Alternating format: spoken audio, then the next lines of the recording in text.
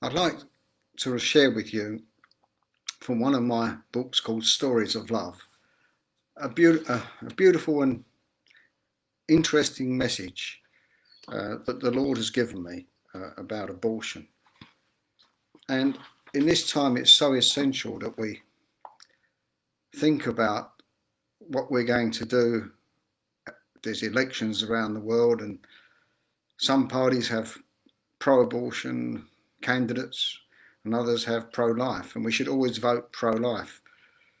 And it's very interesting that some pro-abortion candidates will often say, I don't support abortion, but I support the rights of a woman to choose. Well, that's the wrong for a woman to choose. And that really is just saying they support abortion, because then if the woman chooses to abort that beautiful child, then that politician is supporting that abortion.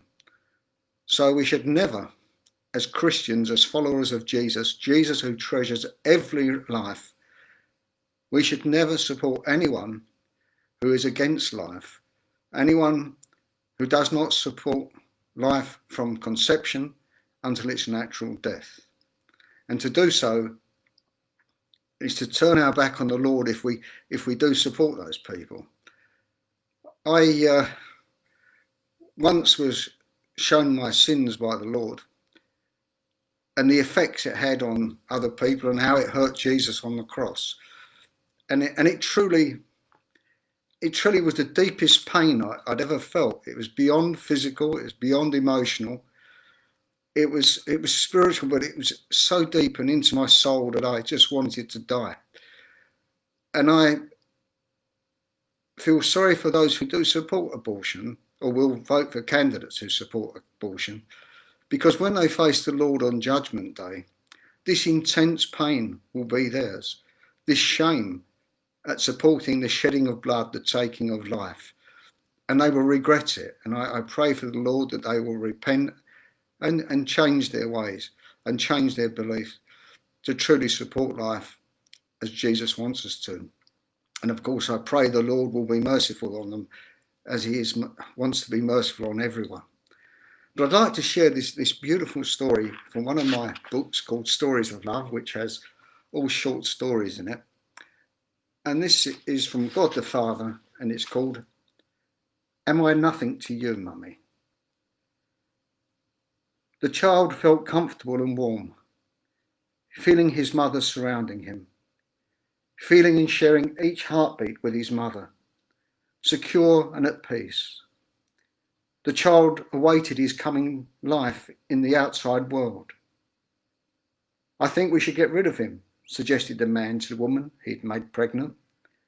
But why? Asked the woman.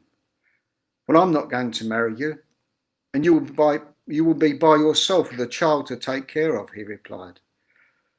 Anyway, you should have taken precautions. You should have been on the pill. The woman looked at the man in disbelief. Me, she shrieked. What about you? You are just as much to blame, she said accusingly. Let's not argue over this. The best thing for all concerned is that you have an abortion. Then there won't be a problem anymore. The child inside the woman felt a coldness now touching him, as each word the child's parents were saying reverberated around him.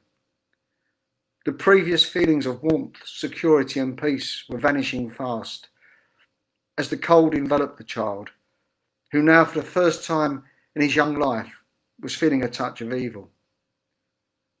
Fear filled the child as the words got louder and more bitter. This thing within me is yours, screamed the woman. Don't you have any feelings for him? No, he means nothing to me. It's just an accident that happened one night, replied the man with no caring in his voice. If I get rid of him, I never want to see you again, snapped the woman bitterly. Suits me, says the man nonchalantly.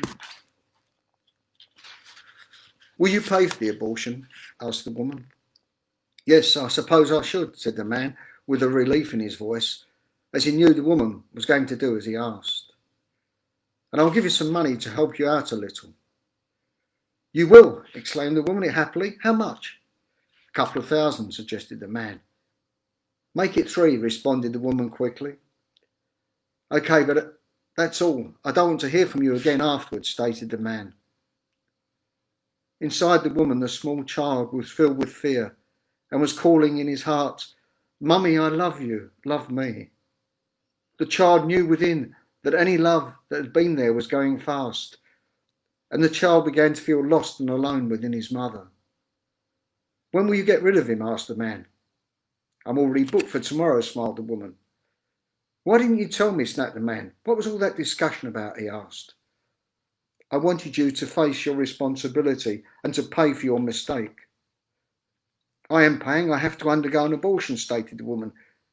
"You wanted the money, didn't you?" snarled the man. "Yes, I deserve it," she answered. "Well, remember, I never want to see you again," confirmed the man. "What about me?" thought the little child. "What about me?" For the next few hours, the mother was nervous as she thought about what lay ahead and if it would hurt her, if there would be any complications for her. Inside, the fear within the little child grew as it became colder and colder around him. Now the child felt a total absence of love, an emptiness of feelings, and aloneness. Suddenly, the child felt a movement close by and then heard voices saying, "This won't take long. It'll soon be over. Don't worry. You'll be all right." The child felt something entering the womb around him. It felt so close, and the child was afraid. "Mummy, Mummy," the child called from his heart. "Mummy, I love you. I love you." Then there was an unfamiliar noise, followed by an intense pain, as the child felt something pulling at him. "Mummy, Mummy, help me, Mummy," echoed in the child's heart, as he felt intense pain as the little body began to tear apart. "Mummy, I love you," were the last feelings of the little one, as he was torn apart violently by the machine inside the child's mother and sucked out into a waste container. A little while later, the mother came to her senses, with a nurse beside her comforting her, the woman saying, "It's all over now. It wasn't so bad, was it? Only a little bit uncomfortable. You'll soon be able to get back to a normal life again." "Thank you," replied the woman quietly. "Thank you." Then she closed her eyes to rest a little while. A few days later, the woman met the man who'd made her pregnant to collect the money that was promised. "I'm glad it's over. It went okay," said the man. "So am I thought. I thought there would be more pain, but it wasn't that bad. Have you got my money?" asked the woman. "Yes, now remember, I don't want to hear from you again," he reminded her. "You won't, I promise," said the man, knowing in her heart that she now detested this man. She was given the money, and as it was handed to her, she thought for a moment she could hear a baby cry, "Mummy, that is the cost of my life." She stood silent for a moment, and the man asked, "Are you all right?" "Oh, it's nothing," said the woman, as she put the money in the bag. Again she thought she heard a little voice ask, "Am I nothing to you, Mummy?" But she dismissed the thought and said goodbye to the man, then walked away without a concern in her mind. At that moment, a little child was in the arms of his mother Mary in heaven, looking down on his two parents on earth. The child was crying as he saw how his mother and father had allowed their hearts of love, given by God, to be turned into hearts of stone, deceived by evil. "I pray that God will forgive them," said the little child to Mother Mary. "And I pray that one day love will come into their hearts again," said Mary, as she embraced the child in love. "I love you, Mummy," said the child. "And I love you too," replied Mother Mary, responding with words the child had longed to hear from his parents on earth, but never did. I talk to many people, and unfortunately many seem to support abortion, and they say it's up to the conscience to, their conscience to decide. Well, we all have a conscience, and it's God-given. It truly is a gift from God. But that conscience needs to be nurtured. It needs to be fed the truth so it remains a true conscience. And the truth is the word of God. It's the commandments and the teachings of the Catholic Church and the teachings of Jesus. And unless we feed our consciences that, then they become distorted. because they get filled with all the sinfulness, the evil, the nonsense that's going on in the world, and our conscience no longer are true. And so now they're just reflections of what's in the world, instead of being reflections of the divine gift of God's love to the world in each one of us. And so when we say we rely on our conscience, that's just an excuse to accept sin, to accept evil. Our conscience must be fed the truth. They're formed in the truth of God and given to us in truth. And we must continue to feed them the truth so they can be true consciences and we can live as Jesus wants us to. And to do that, we must have a freedom of faith. We must be able to live our faith, to study our faith, to practice our faith. And today, many or some of the parties around the world in various countries are trying to stop freedom of religion. And we must stand up against that, because if we don't have freedom of religion, we won't be free. And I see today, as I was reading the news, that churches and statues are being destroyed, being burned in various countries around the world, especially in the West. And many people are keeping quiet about it.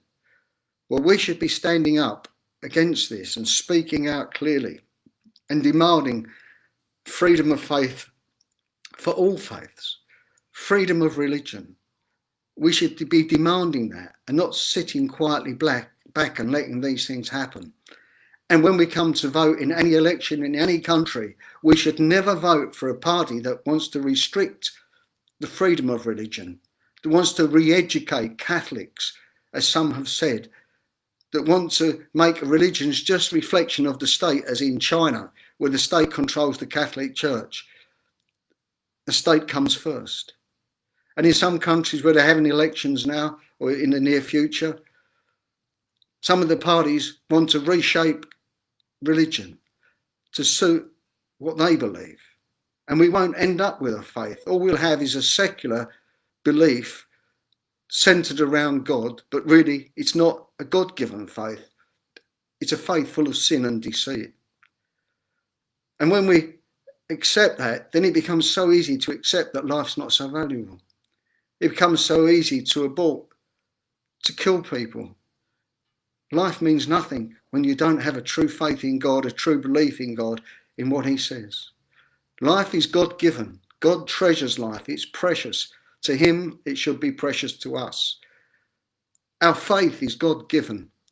The Catholic faith is the faith of Jesus Christ, for he is that faith, and we must believe totally in him and let no one ever take that away from us.